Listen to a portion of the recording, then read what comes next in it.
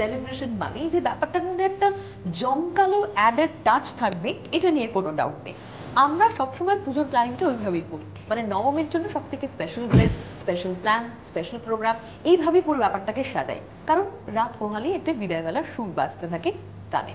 কিন্তু আজকে যাদের কাছে আমি রয়েছি তাদেরকে দেখে মনে হচ্ছে একেবারে মনে প্রাণে চির যৌবন, কারণ তারা সেজেছেও একেবারে ঠিক সেইভাবে। আচ্ছা, আমি এত কথা বলছি কারণ তাদেরকে দেখে তো আমার মুগ্ধ হয়ে যাওয়ার কথা, মানে সেটাই হয়ে যাচ্ছি আর কি। আর আমি শিওর আপনারাও হয়ে যাবেন, একবার দেখুন।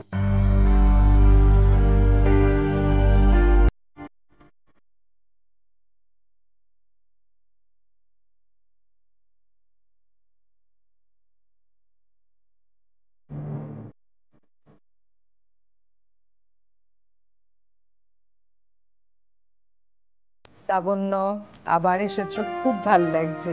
আমার খুব ভালো লাগছে তোমার আজকের এই পুরো একটা মানে তুমি সাধারণত যেভাবে শাড়ি পরো আজকে একটু অন্যরকম ভাবে পরেছো, সেইটা একটা আসলে নবমী আর নবরাত্রিটা মাথায় রেখে আজকের একটা ফিউশন মনে হলো যে একটু এক্সপেরিমেন্ট করি। Sari remains the first love. আচ্ছা, এটা কি শাড়ি বলো তো আমাকে? এটা কাঞ্জিভারম, এবারে পুজোয় এটা খুব ফ্যাশন, বা without border. Without border Kanjivaram, তাই ভাবছিলাম যে খুব চেনা। আর এই কন্ট্রাস্টটাও খুব সুন্দর করেছে, মানে এই গ্রিনের শেডটা আমার খুব প্রিয় একদম। তো এই গ্রিন আর মারুন যেটা, এটা আমার খুব প্রিয় শেড। এবং তো গ্রিন আর মেরুন খুব ভালো ম্যাচ করে। হ্যাঁ ঠিক একদম, সবুজ মেরুন। এই আমার ব্ল্যাক এন্ড রেডও কিন্তু খুব ভালো ম্যাচ করে। ব্ল্যাক এন্ড রেড তো একটা এভারগ্রিন কম্বিনেশন, আমি তো বলবো যে কোনো। হ্যাঁ, একদম একদম একদম আমার মনে হয় তাই। যেটা ডিসক্লোজ করছো না সেটা সত্যি করে বলো, যে নবরাত্রি হলে ওই যে বলে মা চলে যাচ্ছে, আমরাও তো চলে যাচ্ছি। না না, কোথাও যাওয়ার কথা নেই, একটু আড্ডা হোক বসে, সেটাই আনন্দের একটা ব্যাপার। আমরাও চলে যাচ্ছি মানে নবমীর পরেই। ও আচ্ছা, বেড়ানোর প্ল্যান আছে? কলকাতার সব ধরনের আসলে আমার মেয়ের যে ছুটিটা পড়ে, তো ওকে সাধারণত করোনা একদম আটকে গেছে বলে এই ছুটিগুলো ওকে একটু বাইরে নিয়ে যাওয়ার কথা আমরা ভাবি, যদি না খুব বড় কোনো বিপর্যয় হয়। So keeping in mind, just keeping fingers cross যে থার্ড ওয়েভ আসবে না, তো আমরা একটা প্ল্যান করেছি কলকাতার বাইরে একটু ছুটি নেব। আচ্ছা, তোমাদের পছন্দের ডেস্টিনেশন কি, পাহাড় না সমুদ্র?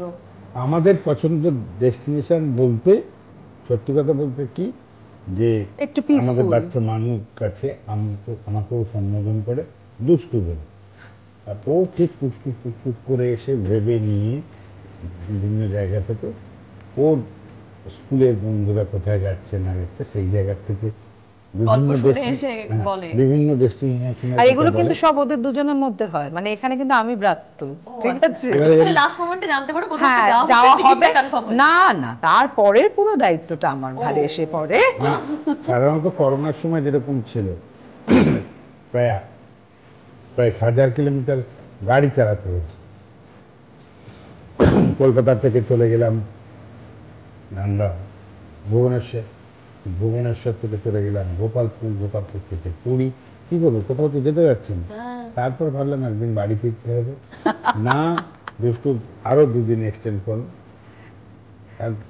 সুন্দর মানে আমার মেয়ের মুখ দিয়ে বেরিয়ে যাওয়া মানে হচ্ছে শোভন সেটা করবেই করবে আর কি।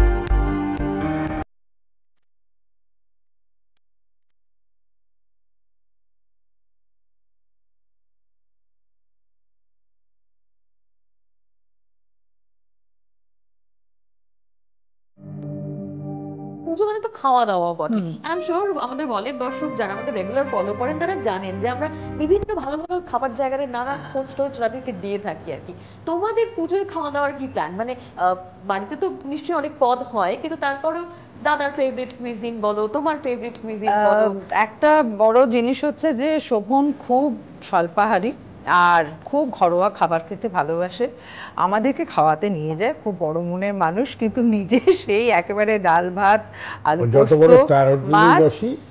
কিন্তু আমি বলি খাওয়া দাওয়া হয়েছে, চলো। কিন্তু কলকাতায় যে কোনো ভালো খাবারের জায়গায় আমি যাই, খাই এবং বাধ্য করি খেতে, সেখানে খুব অল্প খেয়ে এসে মাঝে মাঝে বাড়িতে আবার খায়। ওই বাড়ির ভাতটা খেতেও ভালোবাসে, ভাত ডাল, মানে খুব সিম্পল খাবার, বিউলির ডাল, আলু পোস্ত, এগুলো হচ্ছে শোভনের খুব ফেভারিট, মানে একেবারে সাবেক বাঙালি রুচি অনুযায়ী যে খাবারগুলো। আমার আবার নর্থ ইন্ডিয়ান খাবার খুব ভালো লাগে, মোগলাই খাবার খুব ভালো লাগে, চাইনিজের কিছু কিছু ডিশ ভালো লাগে। একটা জায়গায় উই আর লাকি যে আমার আর শোভনের দুজনে কারোর এক্সপেরিমেন্ট করার ইচ্ছে হয় না, নিজেরা খুব ওই চিলি চিকেন আর ফ্রাইড রাইসে আমরা দুজন খুব পরিতৃপ্তি করে খাই। হয় কি করে অ্যাসিডের ট্যাবলেট খায়, কে? লুকিয়ে খেয়ে। একদম বাজে কথা। আর আমি অ্যাসিডের ট্যাবলেটটা খেয়ে নিই। সাংঘাতিক বংলাদেশে কিন্তু কেন অ্যালিগেশন বাজে? আমি কোনোদিন খাই না, নিজের আসলে 2-3টে লাগে সারাদিনে, আমাকে আমি বলছে ওষুধের খাই। জায়গাটা খুলে দেখবো, কলিকল পাবেন, কার্নোজাইল সব পাবেন। নিজের জন্য পাবে।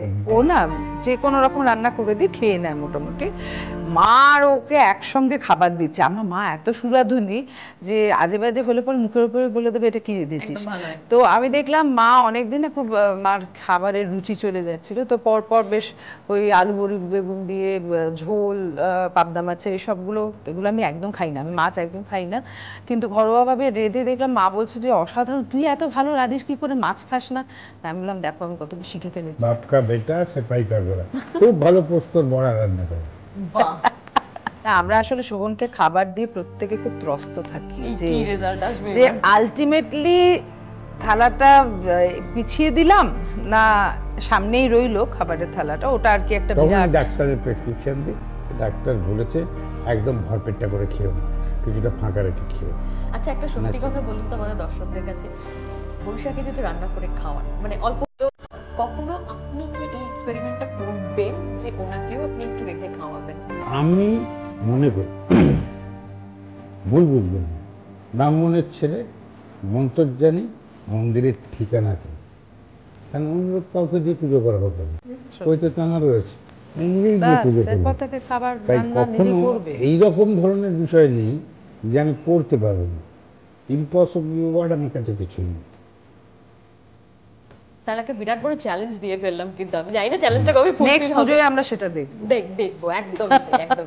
তোমাদের দুজনের পুজো ভীষণ ভালো কাটুক, আমাদের গোটা গল ফ্যামিলির পক্ষ থেকে তোমাদের অনেক অনেক ভালোবাসা, শুভেচ্ছা। আমাদের দুজনেরও তোমাদের পুরো এন্টায়ার অল টিমের প্রতি শুভেচ্ছা, ভালোবাসা, তোমরা খুব ভালো থেকো, সবাই আবার এসো, আর সমস্ত আমি তখন চ্যালেঞ্জ প্রত্যেককে মিট করে ধন্যবাদ রান্না দিই করবে। যে আপনারা সকাল থেকে এসে ডেডিকেটেডলি যে ভাবে, মানে যে সময়গুলো ডিভোট করলেন বিভিন্ন আপনাদের থিমের ওপর নির্ভর করে, ওয়াল আমি খুব ভীষণভাবে ফলো করি আপনাদের। কারণ ফলো করি এই কারণে যে সেন্সে ভিউজ হচ্ছে নিউজ দেয়, যেদিন ভিউজে চলে যাবে সেদিন তার অস্তিত্ব কিন্তু অসুবিধার মধ্যে পড়ে। বল এখনো দেয়ালের মতোই দাঁড়িয়ে আছে নিউজ আর ভিউজের মধ্যে, নিউজেই টিকে থাকবে এটাই আশা করছি। আর সবাইকে অসংখ্য ধন্যবাদ, সবাই খুব ভালো থাকবেন, সুন্দর করে পুজো কাটাবেন সবাই। আমরা আবার জড়ো হব নেক্সট পুজোয় আড্ডা।